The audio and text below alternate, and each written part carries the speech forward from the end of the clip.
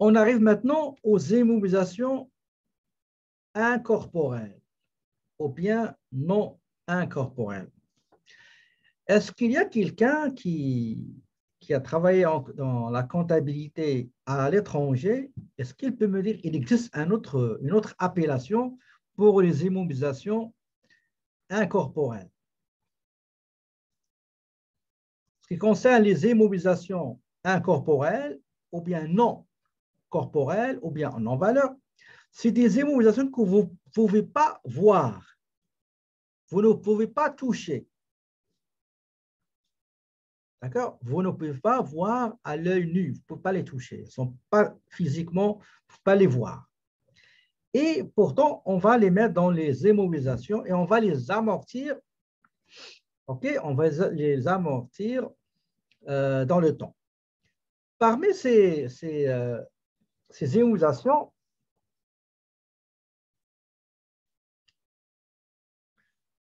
on trouve la première chose, généralement, quand vous désirez créer une entreprise, vous avez une idée, vous allez écouter, je vais me lancer en affaires sous une forme juridique, par exemple, c'est anonyme, pardon, société par action. Donc, quelle est la première étape que vous allez faire? Écrivez-moi, s'il vous plaît, qu'est-ce que vous allez faire? La première chose que vous allez faire. Vous avez une idée, OK? Et vous voulez créer une entreprise. Qu'est-ce que vous allez faire? Quelles sont les premières étapes préliminaires à faire pour concrétiser votre projet?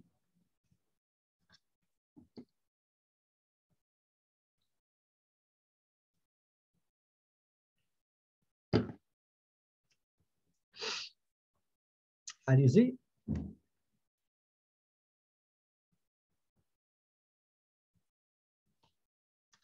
Déterminer la valeur. OK. La valeur de quoi, par exemple? Peut-être que vous allez dire, admettons, vous ne connaissez rien. Admettons, vous ne connaissez rien ni en comptabilité, ni en finance, ni en fiscalité, en rien. Vous avez une idée et vous voulez la concrétiser pour vous lancer en affaires. Qu'est-ce que vous allez faire? La valeur du projet. Par exemple, votre projet, admettons, vous ne connaissez rien. OK? Vous êtes, comment on dit, bleu beginner. Vous ne connaissez rien. Qu'est-ce que vous allez faire? Mais vous avez une idée. Et vous voyez que c'est concrétisable. Qu'est-ce que vous allez faire?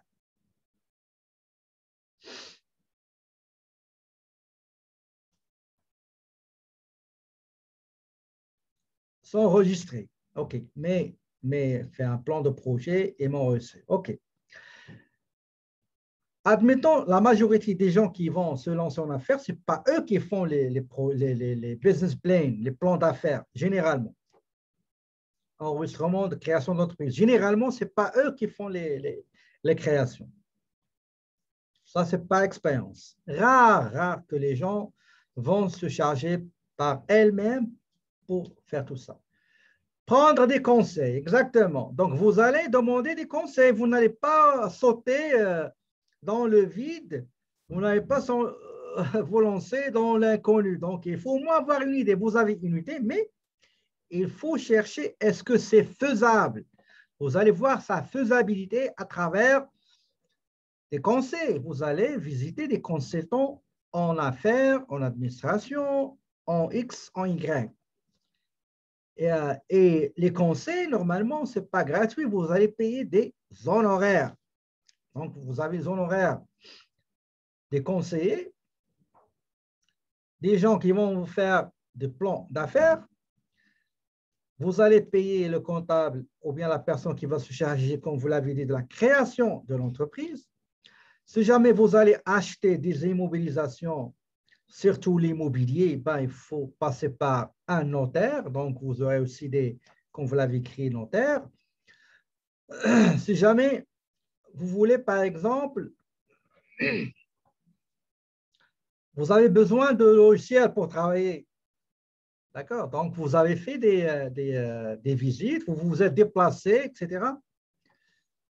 Tous les frais que vous avez payés Avant même de démarrer votre entreprise, on appelle ça des frais d'établissement ou bien les frais de démarrage ou bien des frais préalables au démarrage.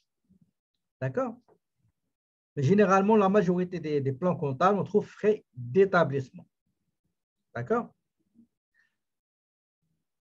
Admettons, vous avez démarré votre entreprise et vous faites, par exemple, vous fabriquez des médicaments.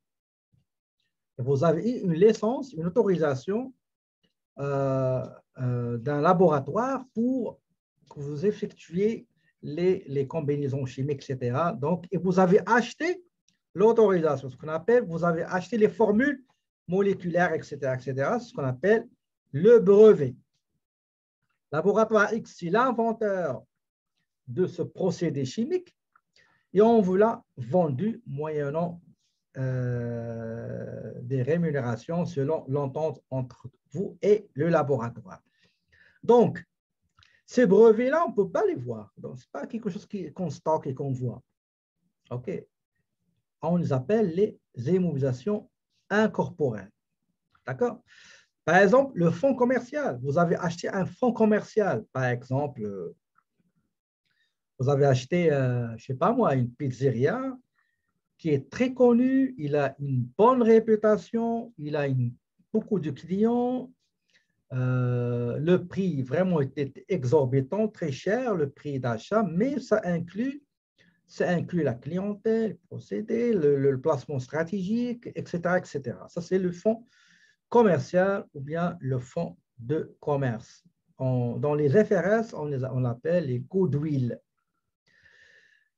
Par exemple, vous avez acheté une marque, par exemple, que vous allez utiliser, une franchise.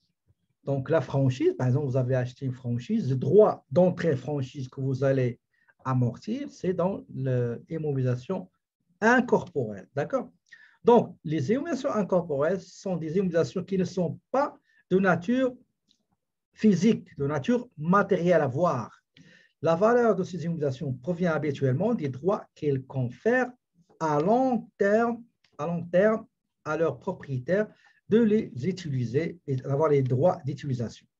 Comme tout actif, les immobilisations incorporelles seront comptabilisées à leur coût d'acquisition, bien sûr, et seront présentes dans la section, bien le poste immobilisation incorporelle du bilan. Ici, nous avons juste un petit schéma qui va vous dire un petit peu quelles sont les principales sources des immobilisations incorporelles. Par exemple, vous avez ici tout ce qui est clientèle, locale, réputation, image, etc. Ça dans le fonds de commerce. Vous avez, par exemple, vous allez, comment dirais-je, vous allez fabriquer des choses sur la base des procédures, des procédés, la manière, la méthode de fabriquer un article, un produit ou faire produire un service, vous allez vous baser sur une idée qui a été créée par une autre personne qui garde les droits de propriété et ce qu'on appelle la propriété intellectuelle. D'accord? Donc, ça entre dans, vous allez payer ce brevet-là, vous pouvez payer droit d'entrée un montant fixe au départ, mais chaque année, vous allez payer ce qu'on appelle les droits d'utilisation. Il y a d'autres types de droits. Droit d'entrée et droit d'utilisation. Ouais. Par exemple, la création de société. Donc, tout à l'heure, on a dit tous les frais que vous avez payés avant de démarrer l'entreprise, qu'ils soient les frais d'immatriculation, les conseils des comptables, conseils des fiscalistes, conseils des conseillers en affaires, les notaires, tous les déplacements, tout ce que vous payez.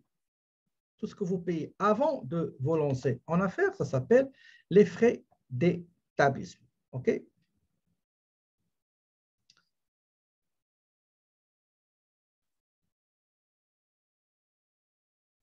OK. Donc, voilà.